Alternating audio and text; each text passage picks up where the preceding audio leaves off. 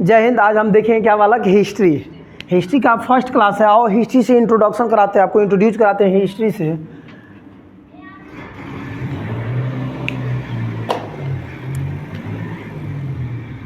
यानी इतिहास। क्या बोला? इतिहास। तो उसी में दिख रही है क्या? अच्छा चलो देखते हैं इतिहास को। इतिहास क्या बोला? इतिहास मतलब अतीत के अध्ययन को हम क्या कहते हैं? इतिहास कहते हैं। समझ गया? तो अतीत के अध्ययन को हम इतिहास कहते हैं। तो हाल ही में गाड़ी गया है तो अतीत, बीते हुए समय को अतीत कहते हैं। तो गाड़ी गया तो इसके बारे में हम अध्ययन करेंगे नहीं। क्यों? क्योंकि कोई महत्वपूर्ण इंपॉर्टेंट बात नहीं है कि गाड़ी गया है यहाँ से स्कूल से, है कि नहीं। तो मतलब क्या हुआ इससे कि अतीत में हुई महत्वपूर्ण घटनाओं के अध्ययन को हम क्या कहते हैं? इतिहास कहते हैं। जो अतीत में महत्वपूर्ण घटनाएं हो चुकी है उन्हीं के अध्ययन को हम क्या कहते हैं? इतिहास कहते हैं। समझ गया? अतीत में हुई महत्वपूर्ण घटनाओं को इतिहास कहते हैं। इसको अंग्रेजी में बोलते हैं हिस्ट्री। क्या बालक? हिस्ट्री। समझ गया? अब समझो। अब हिस्ट्री जान गए किसे कहते हैं? अतीत में हुई घटनाओं के अध्ययन को हम इतिहास, महत्वपूर्ण घटनाओं के अध्ययन को हम इतिहास कहते हैं। अब ये बात समझते हैं कि इतिहास के कोई ना कोई जनक होंगे ना। हाँ, तो इतिहास के जनक माना जाता है हेरोडोटस को। किसको? हेरोडोटस। एच से हिस्ट्री और एच से हेरोडोटस।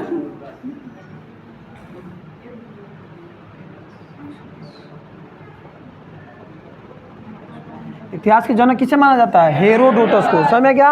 अच्छा, अब इतिहास की जानकारी कैसे मिली? कुछ लिखित प्रमाण मिले, है कि नहीं।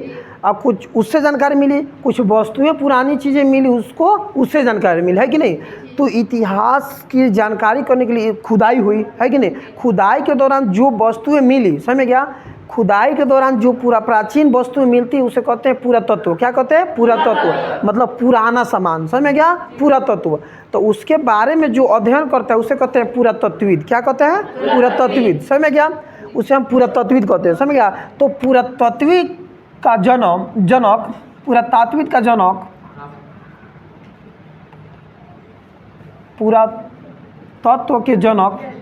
पुरातत्व के जनक माना जाता है ब्रूस को। किसको? ब्रूस को। रॉबर्ट ब्रूस फुट इनका पूरा नाम है, लेकिन हम केवल ब्रूस याद रखेंगे। क्या? ब्रूस को। समझ गया? पुरातत्व के जनक ब्रूस को माना जाता है। समझ गया? और भारत में पुरातत्व के जनक किसे माना जाता है? कनिंघम को। किसे? कनिंघम को। भारत में पुरातत्व का जनक माना जाता है कनिंघम को। इनका पूरा नाम है अलेक्जेंडर कनिंघम। तुमको याद रखना है केवल कनिंघम। किसे माना जाता है बालक? कनिंघम को। समझ गया? तो इतिहास में इतनी ये सामान्य जानकारी थी, समझ गया, जो इतिहास में जानना जरूरी था। इसके बारे में पता चल गया। अब एक बात बताओ, जैसे गांधी जी की जो सामान मिला, छड़ी, उनका चरखा, उनका घड़ी, है कि नहीं, उनकी जो भी चीज़ें हैं, तो उनको एक संग्रहालय में रखा गया, है कि नहीं। गांधी जी का एक संग्रहालय बनाया गया, उसमें रखा गया है। पंडित जवाहरलाल नेहरू के संग्रहालय में जाओगे तो उनके रिलेटेड सामान मिलेगा। डॉक्टर भीमराव अम्बेडकर का भी मिलेगा। तो उसी प्रकार पुरातत्व जो चीज़ें निकलती हैं खुदाई के दौरान, तो इनको रखने के लिए कोई संग्रहालय बना होगा, है कि नहीं। तो विश्व का सबसे बड़ा संग्रहालय है, समझ गया, अंतर्राष्ट्रीय संग्रहालय कोपेनहेगन में। कहाँ है? कोपेनहेगन। डेनमार्क की राजधानी कोपेनहेगन में। कहाँ? कोपेनहेगन। समझ गया? और भारत में भी मान लो, भारत में भी खुदाई हो रहा है, भारत में भी सामान मिलेगा, है कि नहीं, पुरानी चीज़ें मिलेंगी। तो इसके लिए भी एक संग्रहालय बनाया गया है। तो वो संग्रहालय कहाँ है बालक? मध्य प्रदेश के भोपाल में। कहाँ है? मध्य प्रदेश के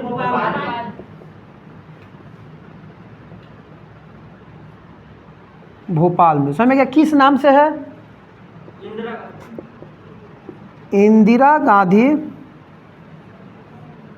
मानव संग्रहालय। किस नाम से है? इंदिरा गांधी मानव संग्रहालय। अच्छा, अब ये क्वेश्चन बनेगा कि भारत में जो संग्रहालय है कहाँ है? समझ गया? मानव संग्रहालय तो कहाँ है? मध्य प्रदेश के भोपाल में। समझ गया? भोपाल में है। अच्छा, उसका नाम क्या है? तो इंदिरा गांधी मानव संग्रहालय। इंदिरा गांधी मानव संग्रहालय। अब बात करते हैं कि ये संग्रहालय किसके अधीन आता है? किसके अधीन आता है? संस्कृति मंत्रालय के अंतर्गत। किसके अंतर्गत?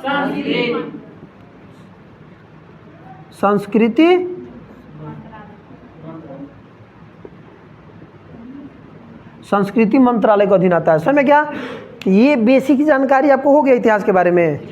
इतना में किसी को डाउट है? चलो अब समझते हैं इस चीज़ को। इसको मिटाएं, यहाँ तक किसी को कोई दिक्कत नहीं ना है? चलो अब आगे समझते हैं इसको।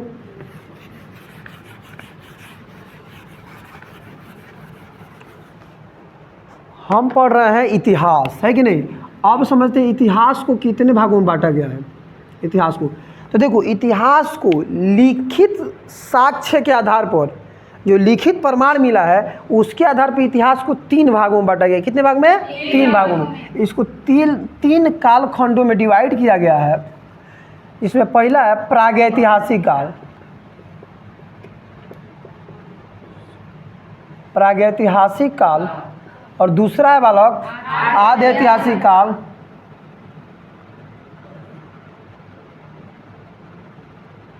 आदि ऐतिहासिक काल। समझ में क्या? और तीसरा क्या है? ऐतिहासिक काल, ऐतिहासिक काल। देखो, लिखित साक्ष्य के मिलने के आधार पर इसको 3 भागों में ब्रूस ने डिवाइड किया। समझ में क्या? किसने? ब्रूस ने। लेकिन मिलने वाले वस्तुओं के आधार पर, धातुओं के आधार पर, मिलने वाले सामान के आधार पर इसको 3 भागों में बांटा थॉमसन ने। किसने? थॉमसन ने। इसका भी नाम आपको याद रखना है। कौन थे? थॉमसन। मिलने वाले वस्तुओं के आधार पर इतिहास को 3 कालखंडों में किसने बांटा? थॉमसन ने। समझ गया?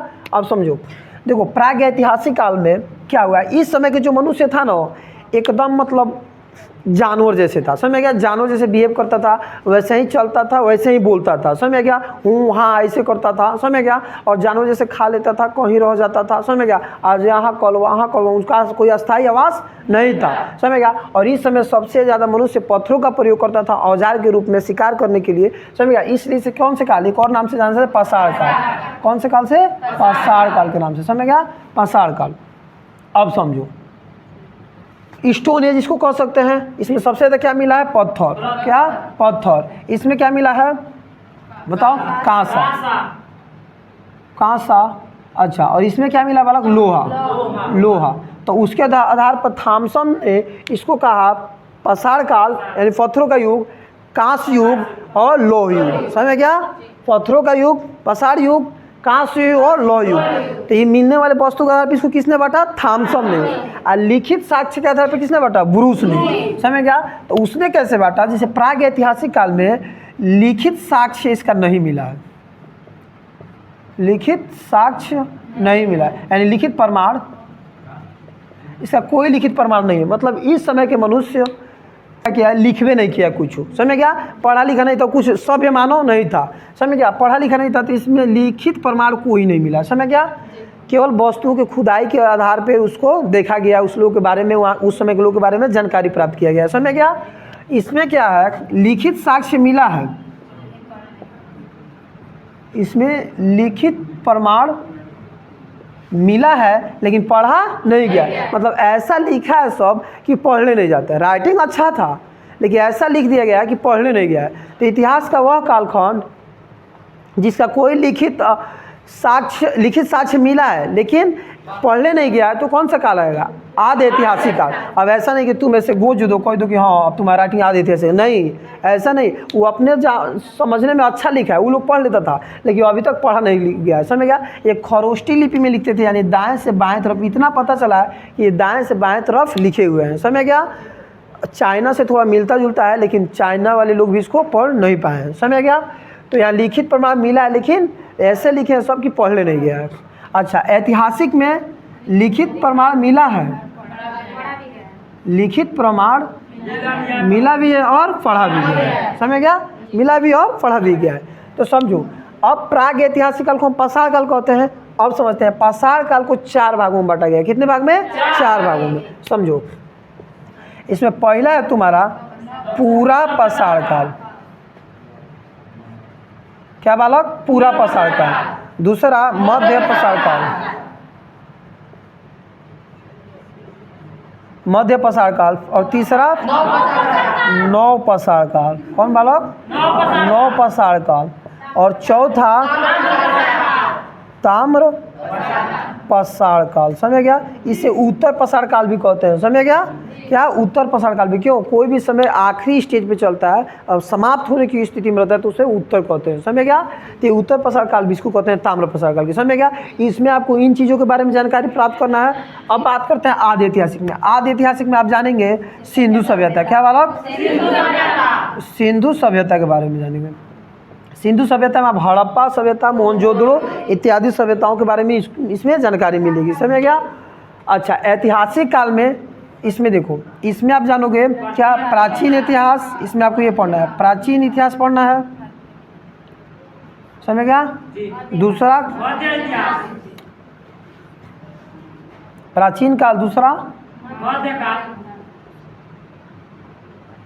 मध्यकाल के बारे में, तीसरा आधुनिक काल, और चौथा आपको पढ़ना है इसमें नेहरू काल, नेहरू काल पढ़ना है, और अंत में पूरा विश्व के बारे में पढ़ना है, पांचवा, समझ गया। इतना चीज़ आपको इसमें पढ़ना है, समझ गया। और इसमें पढ़ना है आपको पूरा पसार काल, मध्य पसार काल, नव पसार काल, ताम्र पसार काल, समझ गया। ताम्र पसार काल को उत्तर पसार काल भी कहा जाता है। इसमें आप पढ़ेंगे आदि ऐतिहासिक काल में सिंधु सभ्यता के बारे में, हड़प्पा, मोहनजोदड़ो इत्यादि के बारे में पढ़ेंगे। अच्छा, ऐतिहासिक काल में आप पढ़ेंगे प्राचीन काल, मध्यकाल, आधुनिक काल, नेहरू काल और विश्व के बारे में, समझ गया। इतना आपको पढ़ना है। देखो ये जो पोर्शन है ना बालक, प्राग ऐतिहासिक काल वाला, पूरा पसार काल, मध्य पसार काल, नव पसार काल, ताम्र पसार काल, ये मुश्किल से एक क्लास में समाप्त हो जाएगा, एक या दो क्लास में। और ये आपका चलेगा 3 से 4 क्लास, बाकी पूरा समय इसमें लगेगा, समझ गया, ऐतिहासिक काल में, समझ गया। तो इसमें और समझते हैं, एक को पहले उठाते हैं, किसको, पूरा पसार काल को। पहला समझते हैं पूरा पसार काल को।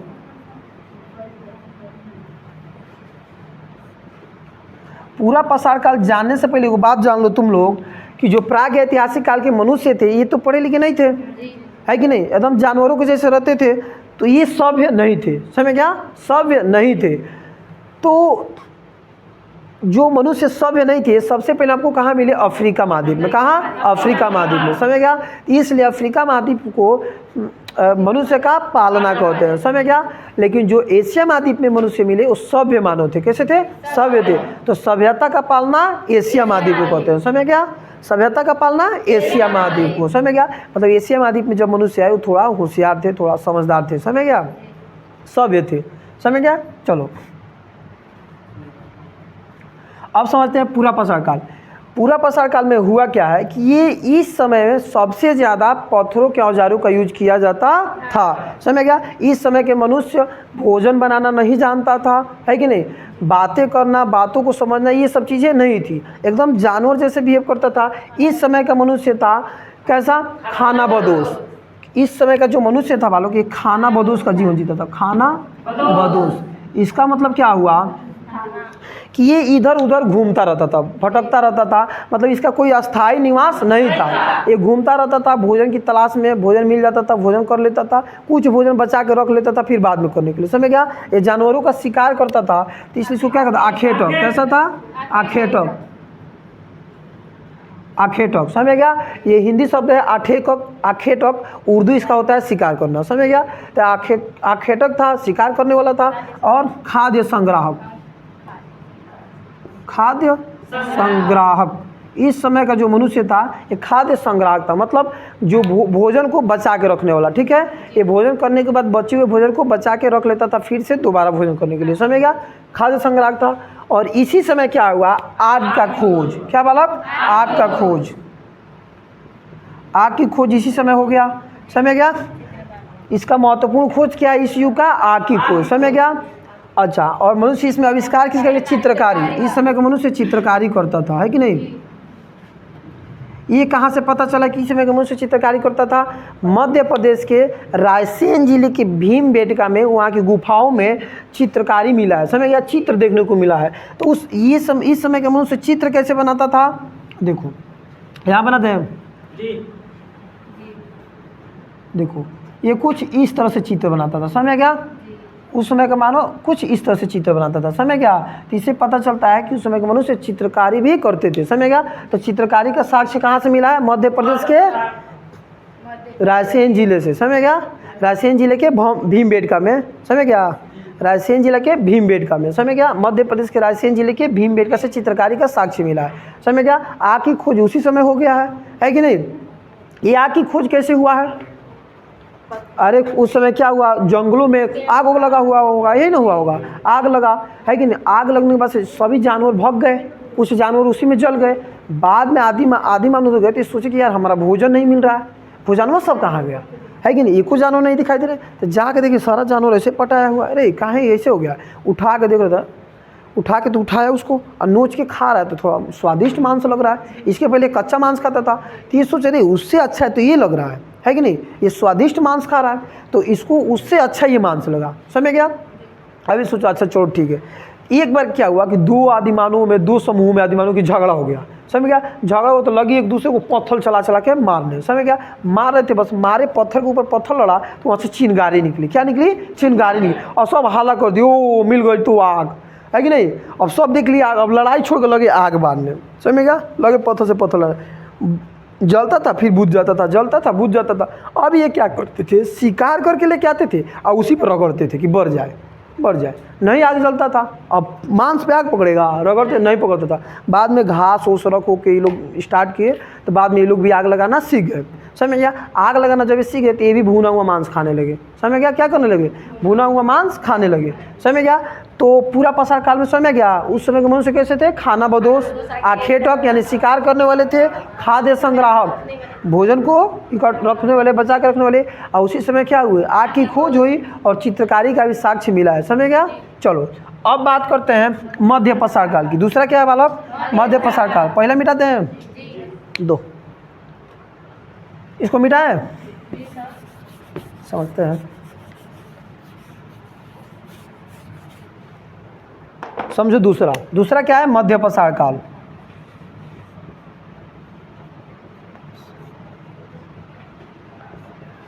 मध्य पसार काल, अब समझो। सबसे ज़्यादा कोई चला है ना समय, सबसे ज़्यादा तो वो चला आपका पूरा पसार काल। कौन बालक, पूरा पसार काल। इसमें मनुष्य सबसे ज़्यादा जीवन बिताया है, समझ गया। सबसे लंबा कोई चला है तो कौन चला है, पूरा पसार काल। 20 लाख ईसा पूर्व से लगभग 12,000 ईसा पूर्व तक, समझ गया। कौन चला आपका, पूरा पसार काल। उसके बाद से आया है मध्य पसार काल। इसका क्या है और समझते हैं। इसको हम कहते हैं माइक्रोलिथ, इसको माइक्रोलिथ भी कहते हैं हम, इसको माइक्रोलिथ भी हम कहते हैं। क्यों, माइक्रो मतलब छोटा, लिथ मतलब पत्थर, समझ गया। मतलब क्या है कि इस समय क्या हुए, हथियार छोटे हो गए, समझ गया। मनुष्य के जो पत्थरों के औजार थे वो सुडौल हो गए, समझ गया, धारदार हो गए, समझ गया। इस समय के हथियार छोटे हो गए, इसलिए इसको माइक्रोलिथ भी कहते हैं, समझ गया। इस समय की सबसे महान काम क्या हुआ है कि अंत्योष्टि कार्यक्रम, अंत्योष्टि कार्यक्रम मतलब क्या होता है, अंत्योष्टि कार्यक्रम मतलब अंतिम संस्कार, दाह संस्कार। मतलब मध्य प्रदेश के मध्य पसार काल के मनुष्य अंत्योष्टि कार्यक्रम शुरू कर दिए थे, यानी अंतिम संस्कार करना शुरू कर दिए थे, समझ गया। अंतिम संस्कार यहीं से स्टार्ट हुआ, कहाँ से, मध्य पसार काल से, समझ गया। इस समय मनुष्य अंतिम संस्कार करना शुरू कर दिए थे, समझ गया। समझते हैं। इसके पहले क्या था कि जो मनुष्य मरते थे तो इसका अंतिम संस्कार ये लोग नहीं करते थे, समझ गया।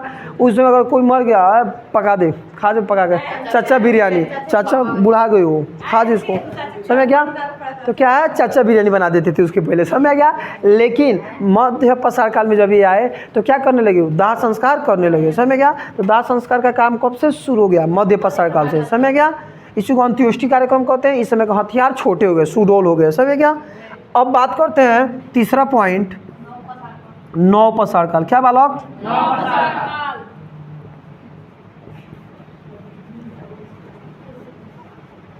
नौ पसार काल की। हाँ समझो इस युग में क्या हुआ है, नौ पसार काल में। अब इस समय मानव जो आया ना नौ पसार काल में, ये थोड़ा समझदार, होशियार, सभ्य मानव हुआ, समझ गया। सबसे सभ्य मानव आपको मिलेंगे नौ पसार काल से, समझ गया। यहाँ से मानव जो मिल रहे हैं वो थोड़ा सभ्य मिल रहे हैं, समझ गया। समझो इसमें क्या हुआ कि मनुष्य क्या किए, कृषि करना शुरू कर दिए थे। सबसे पहले कृषि कब शुरू हुआ, नौ पसार काल में, समझ गया। नौ पसार काल में मनुष्य कृषि करना प्रारंभ कर दिए थे, तो यहाँ कृषि स्टार्ट हो गया था। अब बताओ, अब कृषि कर रहे हैं हम, तो ऐसा तो नहीं है कि हमारा घर ही जाके इलाहाबाद कृषि करेंगे, खेती करेंगे। खेती कर दिए यहाँ जाकर रहेंगे बनारस, ऐसा हो सकता है? नहीं। अगर हम खेती किए तो उसके आस ही पास में रहना पड़ेगा। हम लोग का भी देख लेना, तुम लोग का घर है, उससे तुम्हारा खेत बहुत होगा तो 1 किलोमीटर से 2 किलोमीटर दूरी पर होगा, है कि किसी के घर के पास ही में होगा। तो वैसे ही लोग भी क्या किए, खेती किए, और खेती करने के बाद से क्या किए, अस्थाई आवास बना लिए। अस्थाई आवास, रहने के लिए घर अस्थाई बना लिए, समझ गया। अब कृषि कर रहे हैं, अस्थाई घर बने, घर पे रहेंगे, तो ये घर ये जानबूझ के नदी किनारे बनाए। क्यों? क्योंकि वहाँ जानवर भी आते हैं, शिकार करने के लिए जानवर भी मिल जाएंगे, भोजन के लिए प्यास लगेगा पानी भी मिल जाएगा, है कि नहीं। हर एक चीज़ के लिए, सिंचाई के लिए भी सुविधा रहेगी, इसलिए नदी के किनारे अपना अस्थाई आवास बनाए और कृषि करने लगे, समझ गया। अब एक बात बताओ कि कृषि कर रहे अस्थाई आवास हो गया। अब इनकी समस्या क्या है कि अनाजवा जो कृषिया में अनाज उपजेगा खेतों में, तो उसको लाने के लिए कोई व्यवस्था चाहिए ना। तो इन्होंने क्या किया, मिट्टी को गीला करके सान करके और ये बनाए बर्तन, ऐसे कढ़ाई जैसा, समझे, कढ़ाई बनाए, फिर उसको थोड़ा और बड़ा किए तो हांडी हो गया, है कि नहीं। फिर उसको थोड़ा और ऐसे बड़ा किए तो क्या हो गया, सुराही टाइप का हो गया, समझ, घैली नहीं कहते हो तुम लोग, वो हो गया। उसके बाद इसको थोड़ा और बड़ा किए, समझ गया, ऐसे बनाए तो क्या हो गया, मटका, मनका, इसको क्या कहते हैं, मनका। तो इसी समय मनका का भी ये लोग आविष्कार कर दिए, इसका मनका। मनका का साक्ष्य मिलता है आपको नवपाषाण काल में। अच्छा, अब एक बात बताओ, मनका तो बन गया भोजन लाने के लिए, राशन लाने के लिए, अनाज लाने के लिए खेत से। अब इनकी समस्या क्या है कि एक बात बताओ कि ये खेत में जब जाते थे ना, तो मान लो कुछ खूंखार जानवर भी खेत में आएंगे, है कि नहीं। सबसे पहले खेती किस चीज़ की है, जौ और गेहूँ, याद रखना, किस चीज़ का, जौ और गेहूँ का।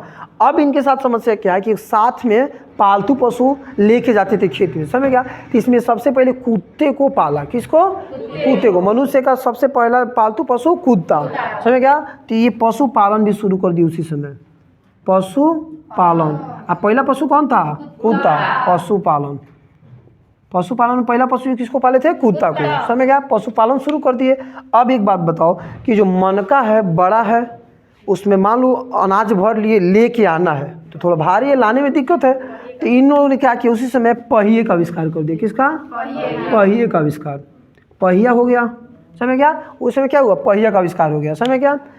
तो इतना काम हुआ आपका किसमें, नवपाषाण काल में। क्या क्या, कृषि, अस्थाई आवास, मनका, पशुपालन, है कि नहीं, पहिया, समझ गया।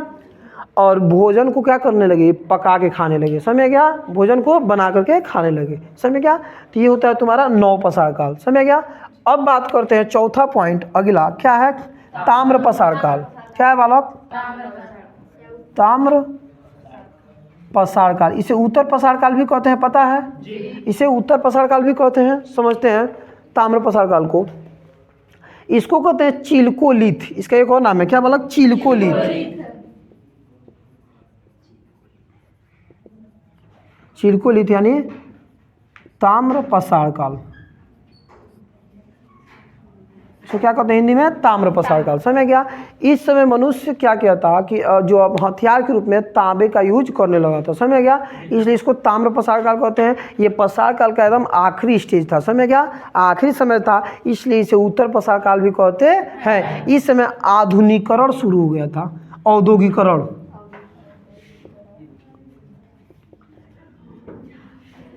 मतलब समझ रहे हो, व्यापार, समझ गया, बाजार शुरू हो गया था इस समय, समझ गया, औद्योगिकरण स्टार्ट हो गया था, कब, ताम्रपाषाण काल में। तो एक बात बताओ, इतना चीज़ में किसी को डाउट है, अब तक जो पोर्शन चला इसमें डाउट है क्या। हिस्ट्री के पिता हेरोडोटस, हिस्ट्री को कितने भाग में बांटा गया, 3, प्रागैतिहासिक काल, आदि ऐतिहासिक काल, ऐतिहासिक काल। प्रागैतिहासिक काल जिसका लिखित साक्ष्य नहीं मिला, आदि ऐतिहासिक काल लिखित साक्ष्य मिला है लेकिन पढ़ा नहीं गया है। अच्छा, ऐतिहासिक काल लिखित साक्ष्य मिला भी है, पढ़ा भी गया है, समझ गया। थोड़ा आराम से बोलो तुम लोग, लिखित साक्ष्य मिला भी है और पढ़ा भी गया है। अच्छा, अब वस्तुओं के आधार पर इसको लिखित सामग्री के आधार पर, लिखित साक्ष्य के आधार पर इसका डिवाइड किसने किया, विभाजन, नहीं, भूल गए, ब्रूस, किसने, ब्रूस। और मिलने वाली वस्तुओं के आधार पर किसने बांटा इसको, थॉमसन, किसने, थॉमसन, समझ गया। तो इसमें प्राग ऐतिहासिक काल में सबसे ज़्यादा क्या, पत्थर, है कि नहीं, तो पाषाण काल, है कि नहीं। और इसमें क्या मिला है, कांसा, तो कांस्य युग, इसमें लोहा तो लौह युग। ये बात किसने कहा, थॉमसन ने। समझ गया। चलो, पुरातत्व के जनक रॉबर्ट ब्रूस फूड। भारत में पुरातत्व के जनक अलेक्जेंडर कनिंघम। Alexander Cunningham. समझ गया। अच्छा, पुरातत्व का संग्रहालय, अंतर्राष्ट्रीय संग्रहालय कोपेनहेगन में है। कोपेनहेगन डेनमार्क की राजधानी कोपेनहेगन में है। अब भारत में पुरातात्विक संग्रहालय इंदिरा गांधी मानव संग्रहालय कहाँ है, मध्य प्रदेश के भोपाल में। मध्य प्रदेश के भोपाल में। अच्छा, ये किसके अंतर्गत आता है, किसके अधीन, संस्कृति मंत्रालय के अधीन। समझ गया। किसके अधीन आता है, संस्कृति मंत्रालय के अधीन। इतना याद रखना है तुमको। समझ गया। अब इसमें हम पढ़ लिए पाषाण काल में, पूरा पाषाण काल है कि नहीं। पूरा पाषाण काल में क्या था, उस समय के मानव सभ्य नहीं थे। समझ, जानवरों जैसे बिहेव करते थे, वैसे ही रहते थे। जानवरों का कच्चा मांस खाते थे, खाना बदोश का जीवन जीते थे, आखेटक थे, खाद्य संग्राहक थे। समझ गया है कि नहीं। उसी समय क्या हुआ, आग की खोज हुई और चित्रकारी भी ये लोग करते थे। अगली बात करते हैं मध्य पाषाण काल की। इसे माइक्रोलिथ भी कहते हैं। इस समय हथियार क्या हुए, छोटे हो गए, सुडौल हो गए। समझ गया। मध्य पाषाण काल में और कोई ज़्यादा कुछ नहीं था। समझ गया। एक और काम हुआ मध्य पाषाण काल में, अंत्योष्टि कार्यक्रम शुरू हो गया था, यानी अंतिम संस्कार करने लगे उस समय के लोग। समझ गया। यानी जो उनके बुजुर्ग मरते थे उनको ये दाह संस्कार करते थे। समझ गया। आगे बात करते हैं नव पाषाण काल। इसमें क्या हुआ, कृषि, मनुष्य कृषि करना शुरू कर दिए, अस्थायी आवास उनका हो गया, पशुपालन शुरू कर दिए, और उसी समय मनका का आविष्कार हुआ, पहिए का आविष्कार हुआ। कब, नौ पाषाण काल में। समझ गया। इनका मनुष्य का पहला पालतू पशु कौन था, खुद था। चलो, अब बात करते हैं ताम्र पाषाण काल। इसे उत्तर पाषाण काल भी कहते हैं। ताम्र पाषाण काल को चिलकोलिथ भी कहते हैं। क्या कहते हैं, चिलकोलिथ भी कहते हैं। इस समय औद्योगिकरण शुरू हो गया था। समझ गया। तो इतना क्लास में किसी को डाउट है, कंप्लीट हो गया।